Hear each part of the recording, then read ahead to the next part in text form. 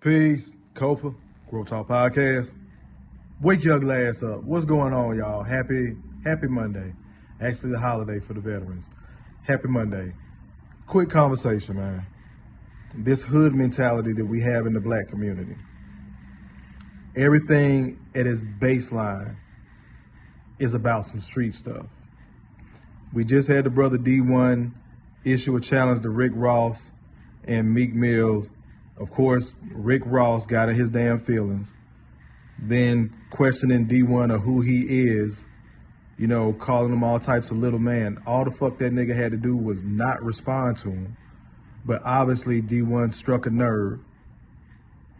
So he got the brother's attention. So he struck a nerve with him because he talking about this street culture shit. Y'all see the video playing next to me. We constantly in love with the stuff that's taking our brothers off of the street. Either getting them locked up or getting them put in the ground. Constantly living black woman after black woman after black woman, a single mother.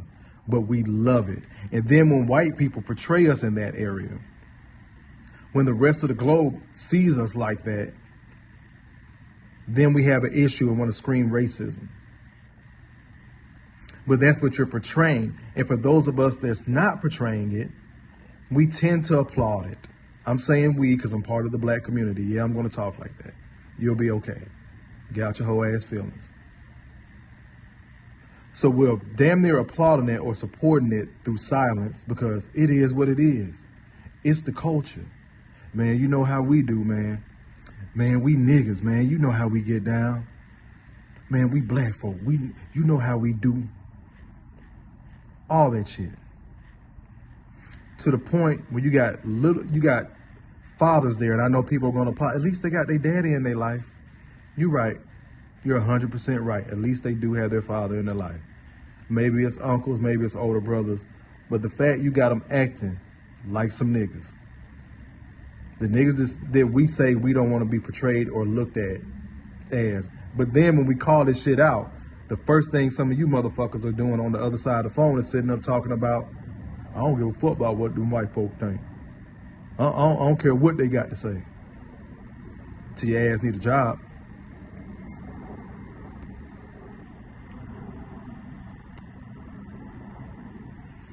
Until you need a damn job. Until you need a lawyer. Until you got to go in that courtroom. Then all of a sudden you care what white folks think, right? I'm in Atlanta, so I've been in some of them courtrooms, so it look a little bit different. You can go in there and see a black DA, black judge and all that. It look a little bit different. I'm talking about in general across the country. And even in those professional places here in Atlanta where you can see a whole bunch of black folks in the same courtroom on different opposing sides, these black judges ain't falling for that shit no more. You done put this image out so much, now they got to drop the hammer. There's not going to be, so for us preaching, we need more black attorneys, black police officers, things like that. You're still forcing their hand by way of the law for acting like a bunch of niggas.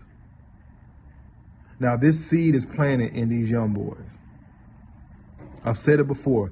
They want our sons to be thugs. They want our daughters to be thoughts. And we damn near pushing them through a fucking factory.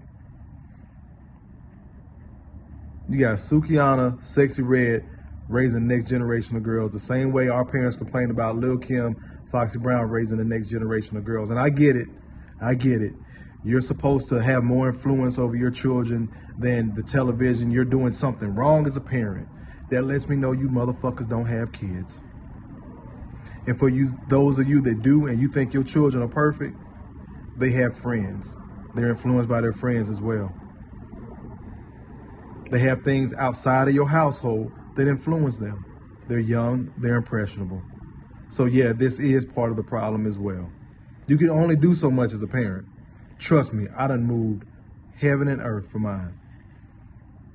Then went to hell, walked through that motherfucker, and came out on the other side. So I done been through it as a parent. So I think I'm qualified to know what the fuck I'm talking about. My oldest is 20. Got a whole adult out this bitch. So I think I'm qualified to know what the fuck I talk about. And I've worked with kids before. This planting this street shit, this seed into their brain, that's why it becomes so normalized. This is why we keep talking about the culture. And then when white people, Indian people, whatever new crop of niggas, them Ukrainians they bringing in, when they have an opinion about black people and staying away from black people, we act like we offended. Then we get mad when they move in our neighborhood with a business, get our money, and then go back to the other side of town. Make that shit make sense. We'll patronize their business. They'll take their money, go back to another side of town, another zip code, and live well. And then when something happens at a gas station or a convenience store or one of these restaurants, somebody gets shot, then we want to boycott the restaurant. If you feel like somebody was a little bit rude at one of these beauty salons, you want to boycott the beauty shop or the beauty store or whatever. You want to boycott that, but then turn right back around and throw a child's birthday party with money and toy guns and everything else. You got little girls out here twerking. Then we got people talking about that video that went kind of went viral a couple of months ago, where the little baby was about to bend over and start twerking, and her daddy walked by and popped her ass and made her stop, and people gave their brother pushback.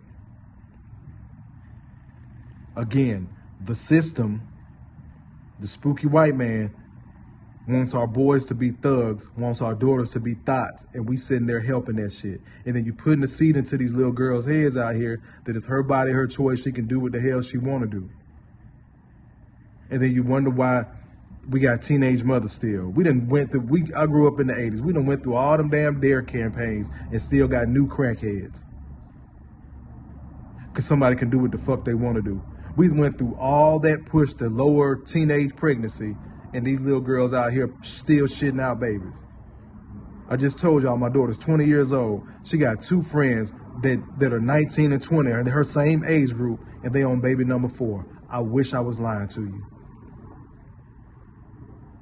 But that's the fucking mentality that goes into, so yeah, while they got their fathers, but what type of father it is. Yeah, black women, I'm gonna bring it back on y'all, because you can hear the women in the background. I'll put the link to the other video or drop it separately or something so you can hear it. But I had to mute it on this one so you could hear me, and it had music, so the whole copyright thing. But that's some YouTube shit. But yeah, black women, I'm gonna bring it back on you. These are men y'all procreating with. And again, I'm not talking about the hood chick with the blue hair.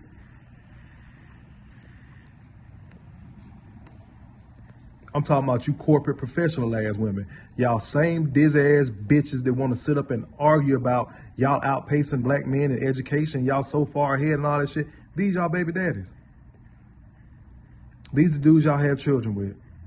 These are dudes y'all fucking raw. And it makes sense to you.